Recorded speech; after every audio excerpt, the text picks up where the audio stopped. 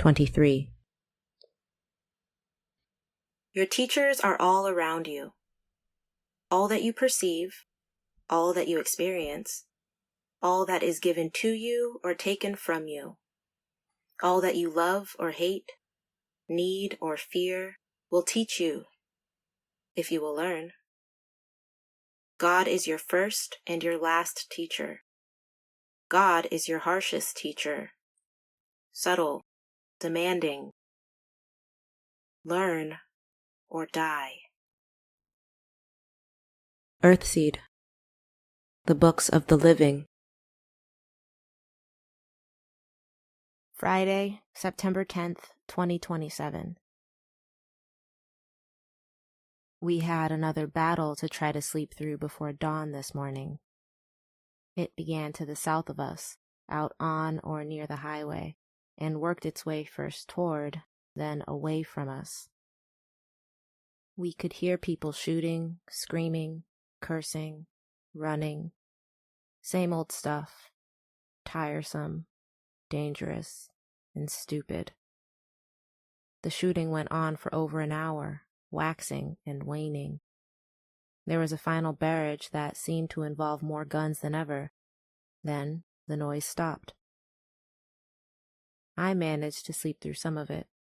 I got over being afraid, even got over being angry. In the end, I was only tired. I thought, if the bastards are going to kill me, I can't stop them by staying awake. If that wasn't altogether true, I didn't care. I slept. And somehow, during or after the battle, in spite of the watch, 2 people slipped into our camp and bedded down among us.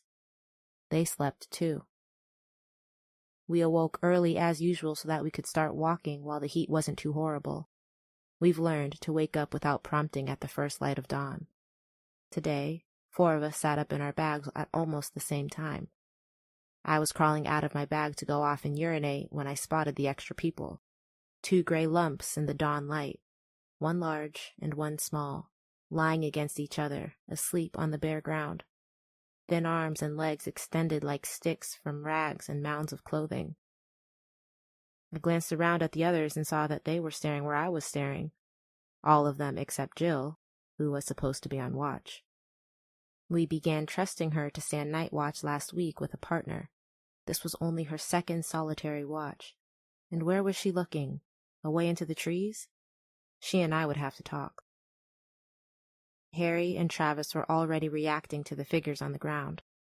In silence, each man was peeling out of his bag and his underwear and standing up. More fully clothed, I matched them, move for move, and the 3 of us closed in around the 2 intruders. The larger of the 2 awoke all at once, jumped up, darted 2 or 3 steps toward Harry, then stopped. It was a woman. We could see her better now. She was brown-skinned with a lot of long, straight, unkempt black hair. Her coloring was as dark as mine, but she was all planes and angles, a wiry, hawk-faced woman who could have used a few decent meals and a good scrubbing. She looked like a lot of people we've seen on the road.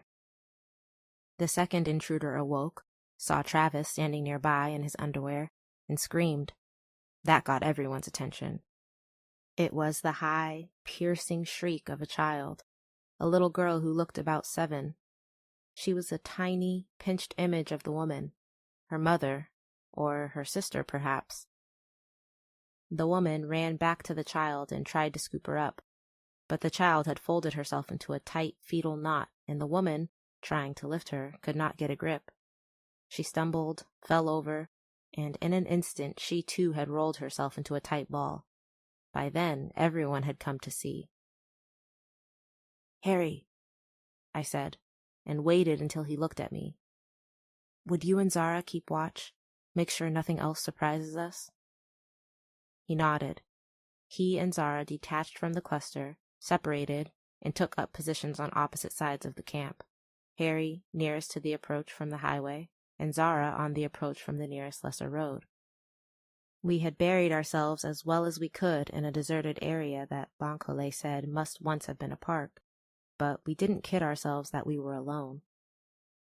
We'd followed I-5 to a small city outside Sacramento, away from the worst of the sprawl, but there were still plenty of poor people around, local paupers and refugees like us. Where had this pair of ragged, terrified, filthy people come from? "We won't hurt you," I said to them as they lay, still rolled up on the ground. "Get up. Come on, get up. You've come into our camp unasked. You can at least talk to us." We didn't touch them. Bankole seemed to want to, but he stopped when I grasped his arm. They were already scared to death. A strange man reaching out to them might make them hysterical. Trembling, the woman unrolled herself and gazed up at us. Now I realized she looked Asian except for her coloring. She put her head down and whispered something to the child. After a moment, the two of them stood up. "We didn't know this was your place," she whispered. "We'll go away. Let us go away." I sighed and looked at the terrified face of the little girl. "You can go," I said. "Or, if you like, you can eat with us." They both wanted to run away. They were like deer, frozen in terror, about to bolt. But I'd said the magic word. 2 weeks ago, I wouldn't have said it. But I said today to these two starved-looking people, "Eat." "Food?" the woman whispered. "Yes, we'll share a little food with you." The woman looked at the little girl. I was certain now that they were mother and daughter. "We can't pay," she said. "We don't have anything." I could see that. "Just take what we give you and nothing more than we give you," I said. "That will be pay enough." "We won't steal. We aren't thieves." Of course they were thieves. How else could they live? Some stealing and scavenging, maybe some whoring. They weren't very good at it, or they'd look better. But for the little kid's sake, I wanted to help them at least with a meal. "Wait then," I said. "We'll put a meal together." They sat where they were and watched us with hungry, hungry eyes. There was more hunger in those eyes than we could fill with all our food. I thought I had probably made a mistake. These people were so desperate, they were dangerous. It didn't matter at all that they looked harmless. They were still alive and strong enough to run. They were not harmless. It was Justin who eased some of the tension in those bottomless, hungry eyes. Stark naked, he toddled over to the woman and the girl and looked them over. The little girl only stared back, but after a moment, the woman began to smile. She said something to Justin, and he smiled. Then he ran back to Allie, who held on to him long enough to dress him. But he had done his work. The woman was seeing us with different eyes. She watched Natividad nursing Dominic, then watched Bankole combing his beard. This seemed funny to her and to the child, and they both giggled. "You're a hit," I told Bankole. "I don't see what's so funny about a man combing his beard," he muttered, and put away his comb. I dug sweet pears out of my pack and took one each to the woman and the girl. I had just bought them 2 days before, and I had only 3 left. Other people got the idea and began sharing what they could spare. Shelled walnuts, apples, a pomegranate, Valencia oranges, figs. Little things. "Save what you can," Natividad told the woman as she gave her almonds wrapped in a piece of red cloth. "Wrap things in here and tie the ends together." We all shared cornbread made with a little honey and the hard-boiled eggs we bought and cooked yesterday. We baked the cornbread in the coals of last night's fire so that we could get away early this morning. The woman and the girl ate as though the plain, cold food were the best they had ever tasted, as though they couldn't believe someone had given it to them. They crouched over it as though they were afraid we might snatch it back. "We've got to go," I said at last. "The sun's getting hotter." The woman looked at me, her strange, sharp face hungry again, but now not hungry for food. "Let us go with you," she said, her words tumbling over one another.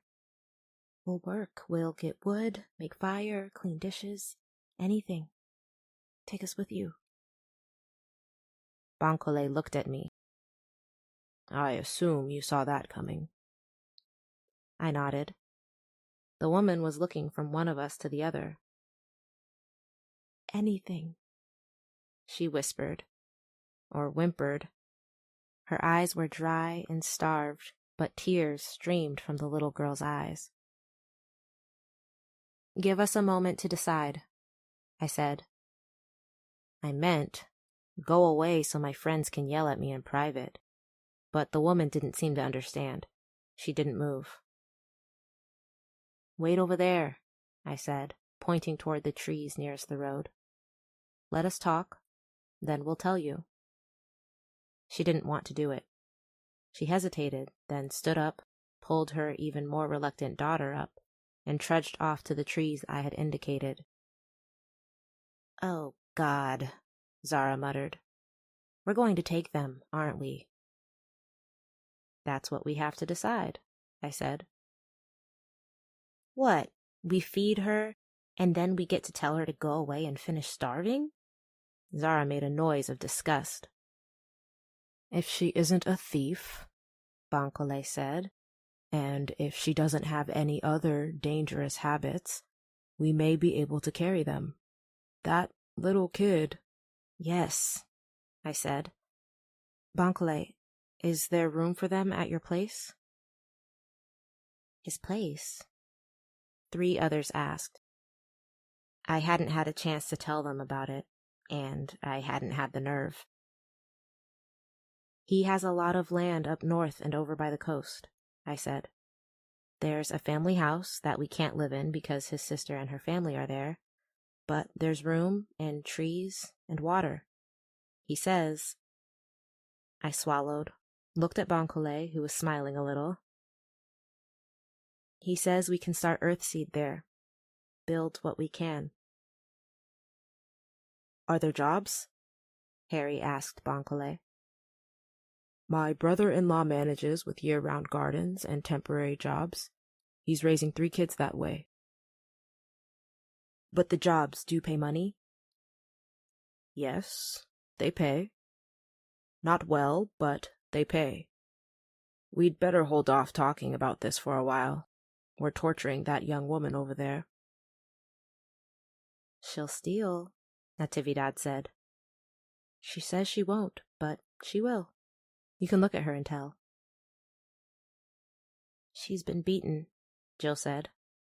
"The way they rolled up when we first spotted them, they're used to being beaten, kicked, knocked around." "Yeah." Allie looked haunted.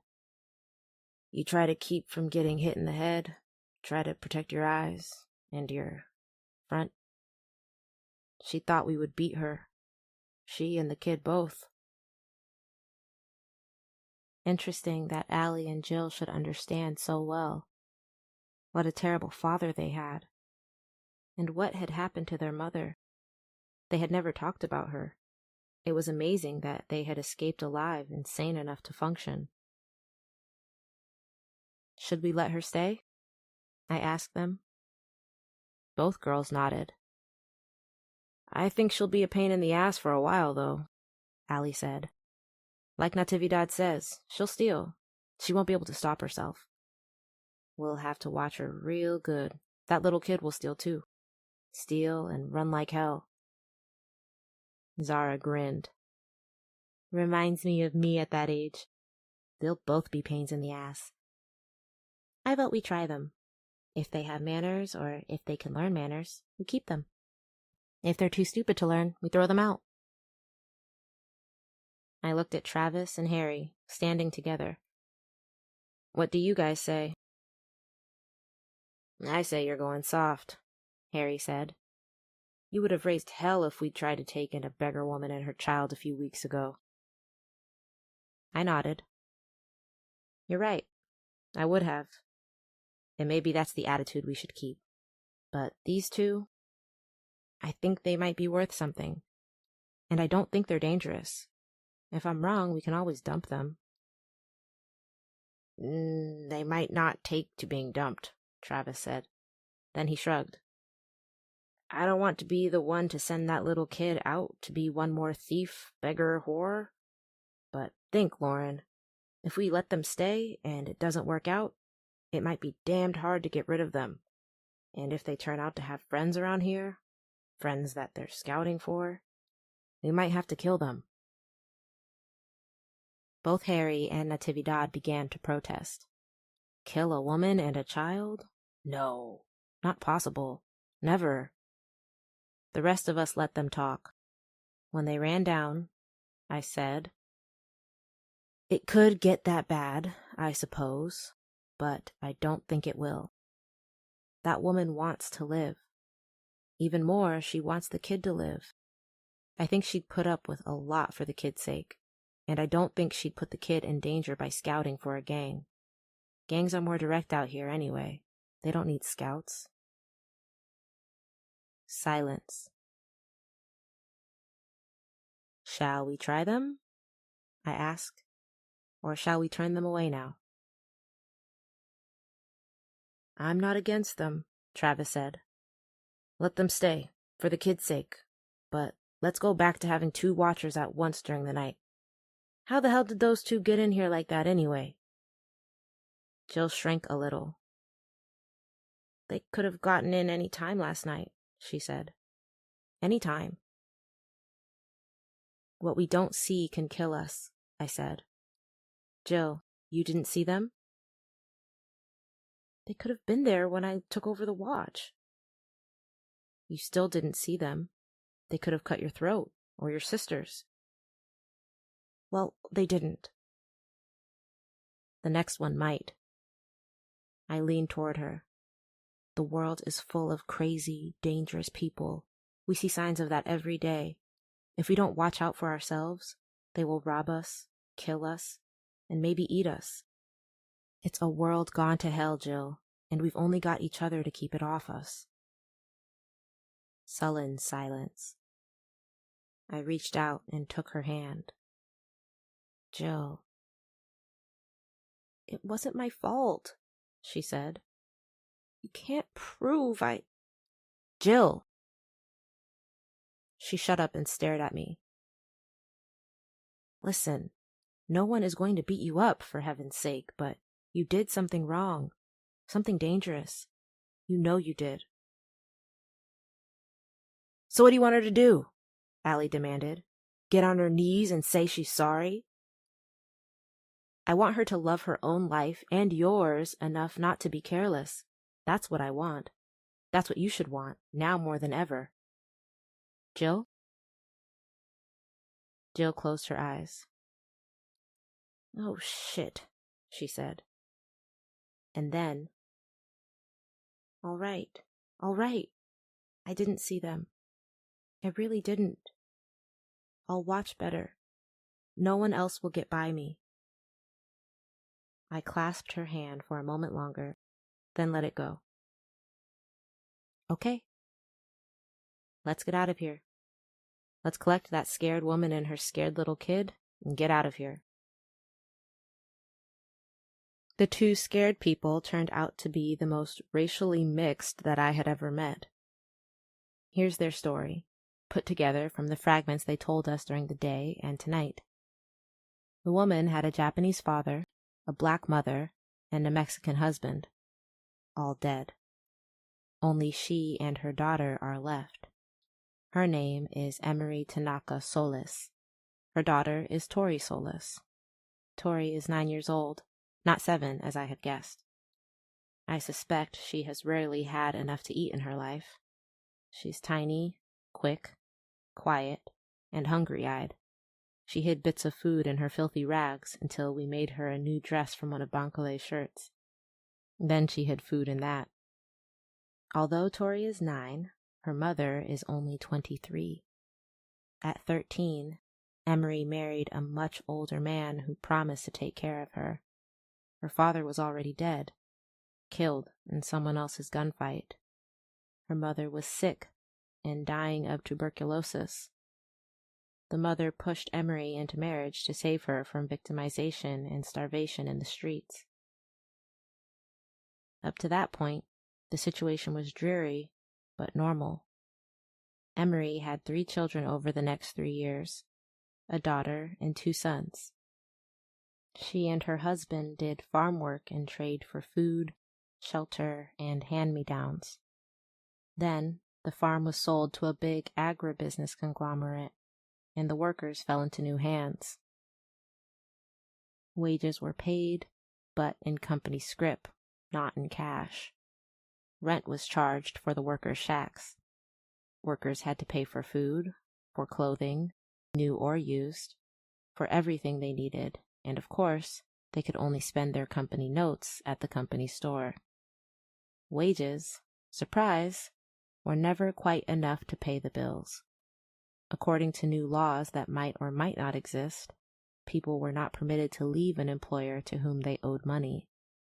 They were obligated to work off the debt either as quasi-indentured people or as convicts. That is, if they refused to work, they could be arrested, jailed, and in the end, handed over to their employers. Either way, such debt slaves could be forced to work longer hours for less pay, could be disciplined if they failed to meet their quotas, could be traded and sold with or without their consent, with or without their families, to distant employers who had temporary or permanent need of them. Worse, children could be forced to work off the debt of their parents if the parents died, became disabled, or escaped. Emery's husband sickened and died. There was no doctor, no medicine beyond a few expensive over-the-counter preparations and the herbs that the workers grew in their tiny gardens. Jorge Francisco Solis died in fever and pain on the earthen floor of his shack without ever seeing a doctor. Bancole said it sounded as though he died of peritonitis brought on by untreated appendicitis.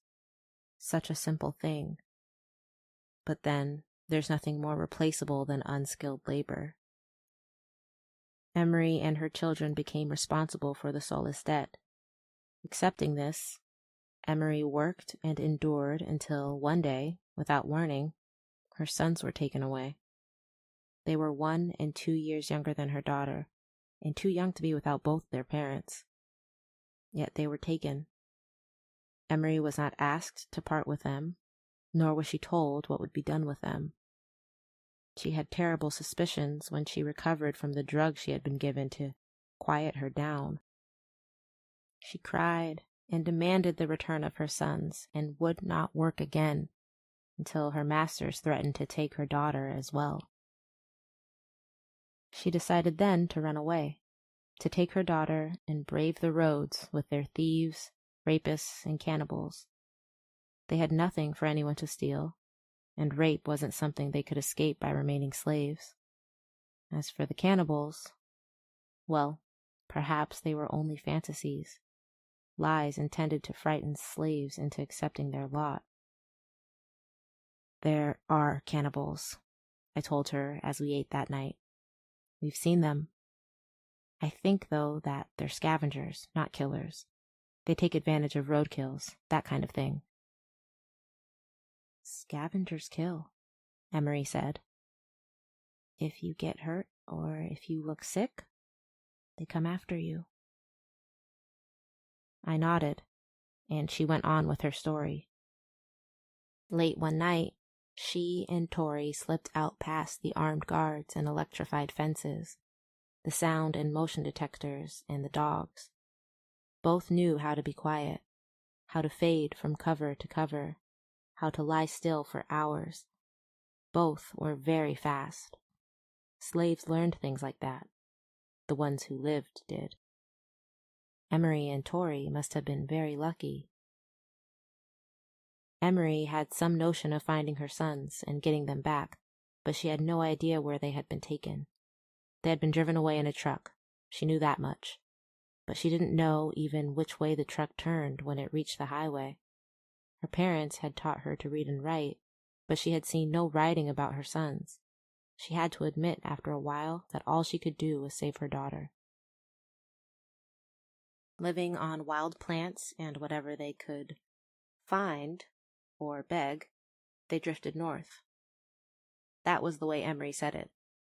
They found things. Well, if I were in her place, I would have found a few things too. A gang fight drove her to us. Gangs are always a special danger in cities. If you keep to the road while you're in individual gang territories, you might escape their attentions. We have so far. But the overgrown parkland where we camped last night was, according to Emery, in dispute. 2 gangs shot at each other and called insults and accusations back and forth. Now and then they stopped to shoot at passing trucks. During one of these intervals, Emery and Tori, who had camped close to the roadside, had slipped away.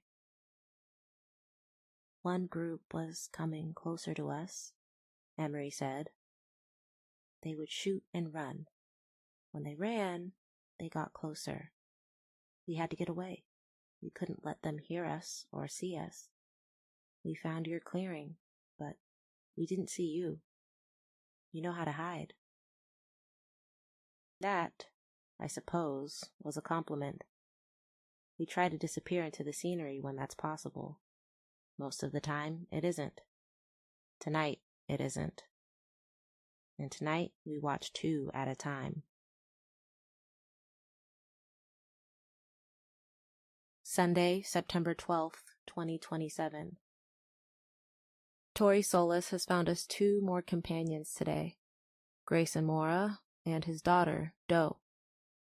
Doe was only a year younger than Tori, and the 2 little girls, walking along, going the same way, became friends. Today, we turned west on State Highway 20, and we're heading back toward US 101. We spent a lot of time talking about settling on Bancole's land, about jobs and crops and what we might build there. Meanwhile, the 2 little girls, Tori and Doe, were making friends and pulling their parents together. The parents were alike enough to attract my attention. They were about the same age, which meant that the man had become a father almost as young as the woman had become a mother. That wasn't unusual, but it was unusual that he had taken charge of his child. He was a tall, thin, black Latino, quiet, protective of his child, yet tentative somehow. He liked Emery. I could see that. Yet on some level he wanted to get away from her and away from us. When we left the road to make camp, he would have gone on if his daughter had not begged, then cried to stay with us. He had his own food, so I told him he could camp near us if he wanted to. 2 things hit me as I talked to him. First, he didn't like us. That was obvious. He didn't like us at all. I thought he might resent us because we were united and armed. You tend to resent the people you're afraid of. I told him we kept a watch, and that if he could put up with it, he was welcome. He shrugged and said in his soft, cold voice, "Oh, yeah." He'll stay. His kid wants it, and some part of him wants it. But something's wrong.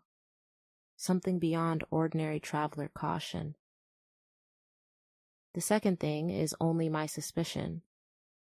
I believe Grayson and Doe Mora were also slaves. Yet Grayson is now a rich pauper. He has a pair of sleep sacks, food, water, and money. If I'm right, he took them off someone. Or off someone's corpse. Why do I think he was a slave? That odd tentativeness of his is just too much like Emery's. And Doe and Tori, though they don't look alike at all, seem to understand each other like sisters. Little kids can do that sometimes, without it meaning anything. Just being little kids together is enough. But I've never seen any kids but these two both show the tendency to drop to the ground and roll into a fetal knot when frightened. Doe did just that when she tripped and fell, and Zara stepped over to see whether she was hurt. Doe's body snapped into a trembling ball. Was that, as Jill and Allie supposed, what people did when they expected to be beaten or kicked? A posture of protection and submission both at once? "Something wrong about that fellow," Bankole said, glancing at Grayson as we bedded down next to each other. We had eaten and heard more of Emery's story and talked a little, but we were tired. I had my writing to do, and Travis and Jill were on watch. Bankole, who had an early morning watch with Zara, just wanted to talk. He sat beside me and spoke into my ear in a voice so low that if I leaned away from him, I lost words. "Mora's too jumpy," he said. "He flinches if someone walks close to him." "I think he's another ex-slave," I said in a voice just as low. "That might not be his only problem, but it's his most obvious one." "So you picked up on that too?" He put his arm around me and sighed. "I agree. Both he and the child." "And he doesn't love us." "He doesn't trust us. Why should he? We'll have to watch all 4 of them for a while. They're odd. They might be stupid enough to try to grab some of our packs and leave some night. Or it might just be a matter of little things starting to disappear. The children are more likely to get caught at it. Yet, if the adults stay, it will be for the children's sake. If we take it easy on the children and protect them, I think the adults will be loyal to us. So we become the crew of a modern underground railroad, I said. Slavery again, even worse than my father thought, or at least sooner. He thought it would take a while. None of this is new. Bankole made himself comfortable against me. In the early 1990s, while I was in college, I heard about cases of growers doing some of this, holding people against their wills and forcing them to work without pay. Latins in California, blacks and Latins in the South. Now and then, someone would go to jail for it. But Emery says there's a new law that forcing people or their children to work off debt that they can't help running up is legal. Maybe. It's hard to know what to believe. I suppose the politicians may have passed a law that could be used to support debt slavery, but I've heard nothing about it. Anyone dirty enough to be a slaver is dirty enough to tell a pack of lies. You realize that that woman's children were sold like cattle, and no doubt sold into prostitution. I nodded. She knows too. Yes, my God. Things are breaking down more and more. I paused. I'll tell you though, if we can convince ex-slaves that they can have freedom with us, no one will fight harder to keep it. We need better guns though, and we need to be so careful. It keeps getting more dangerous out here. It will be especially dangerous with those little girls around. Those two know how to be quiet, Bankole said. They're little rabbits, fast and silent. That's why they're still alive.